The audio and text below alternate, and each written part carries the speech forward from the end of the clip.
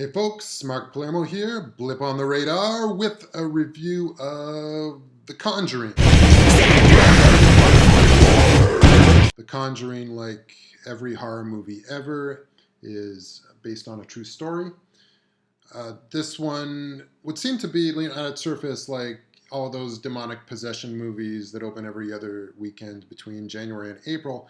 But maybe it says something that Warner Brothers is choosing to release this one in mid-July. Maybe The Conjuring is a little better. The subject here is the Perron family who move into their new Rhode Island home, and it isn't too long before strange occurrences start happening.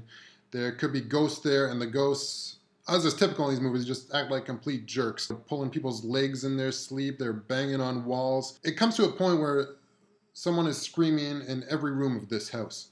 The movie could be called The House That Screamed. The parents are played by Ron Livingston and Lily Taylor, and they move into the home with their daughters, the eldest of whom is played by the enchanting young ingenue Shanley Caswell, who was also in that detention movie that I liked so much. The Conjuring is set in 1971, but director James Wan doesn't go overboard with trying to make it look entirely like a movie of that era. There's a little bit of that, but also a lot of handheld stuff. Some camera tricks taken from Sam Raimi's Evil Dead playbook. The Warner Brothers logo at the start isn't the old Warner Saul Bass logo that was used on both Argo and Magic Mike. James Wan made his feature debut with the original Saw film. Before that series spun off in its sequels what became known as torture porn.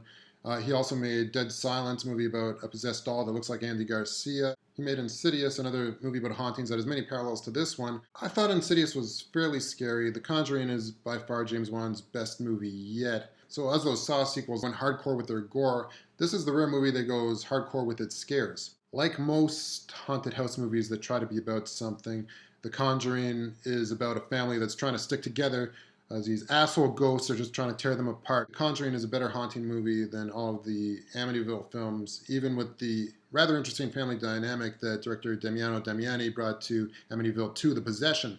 Wan and screenwriters Chad and Carrie Haynes really tap into... Did you hear that?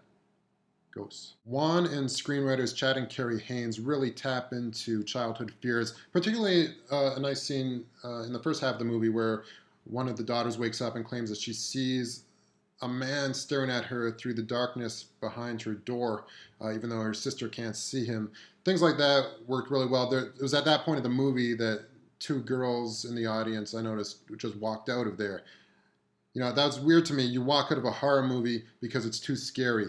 You would not walk out of a comedy because it's too funny. In their minds, they're like, I was not expecting a movie this good. I want my money back. The movie's familiar scenario brings a combo of cheap jump shocks and a real sustained, persistent dread. It's relentless and it's fun scary.